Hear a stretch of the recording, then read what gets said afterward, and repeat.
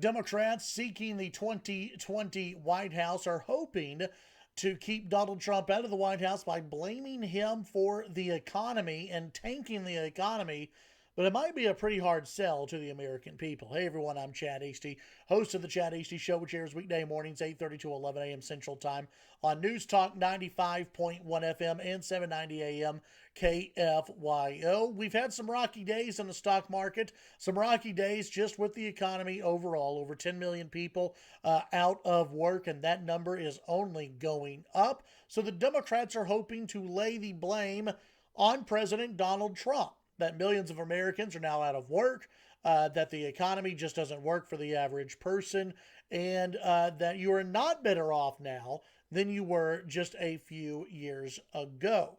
Of course, the economy was humming along before the coronavirus reached our shores and before we shut down the U.S. economy. And it's really hard to blame President Trump on that one. Yes, the buck stops with him, and it was his decision to tell everyone that they needed to, stay at home and, flatten the curve and everything else. But that's what health officials told him to do, and he can always use that as an excuse, and it's a pretty good one to have.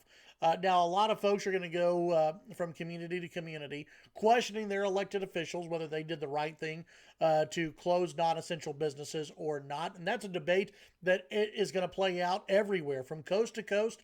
And in some places, it's going to be a much hotter debate than it will like in places like New York and in Dallas and some other places. And it's something we'll talk about here in Lubbock, and I'll talk about on my show. In fact, I've already talked about it. I think that businesses should be open right now, but cut down on the amount of people that are allowed inside their business. There are ways to do it in a happy medium, I think, in a town like Lubbock, Texas.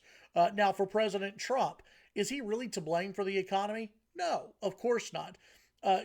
There are some people you could possibly blame, and one of those would be the Chinese government for lying to the world and to the United States about how bad the coronavirus was going to be and allowing the pandemic to spread throughout the world.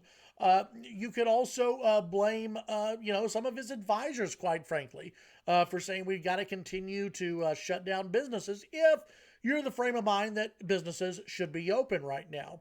By and large, I don't think the American people are going to blame Donald Trump for what's going on with the economy right now. And if the economy picks back up in quarter three and in quarter four, people will look at this president and say, okay, he's getting us through this. We're getting through this. We're going to be okay. You've got Democrats who are trying to get Joe Biden to be more progressive when it comes to the issues. But here's the truth of the matter. Republicans were pushing for stimulus checks to go out before Democrats were.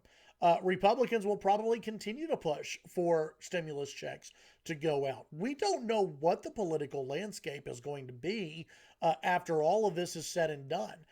You may have more Republicans get on board with the idea of a short-term universal basic income. That is checks going out from the government, not forever, but for the short term.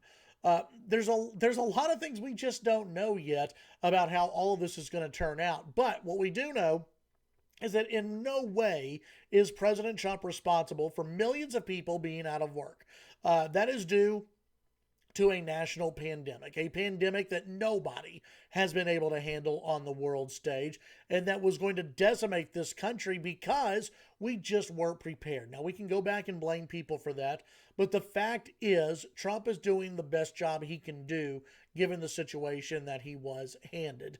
I don't think it's going to be an easy sell to the American people that Trump is to blame for the economic position that they're in. I think what the Trump administration is going to have to do and what Republicans are going to have to do is come up with a coherent message of building back America, building back America's economy, building back America's 401ks, building back America's small businesses, and also ensuring people that this will not happen again under their watch. Republicans are going to have to sell that message. They're going to have to get out in front of it, and I think that's happening already with the Trump administration. Tune in to the Chad Hasty Show, weekday mornings, 8:30 to 11 a.m. Central Time on News Talk 95.1 FM and 790 a.m.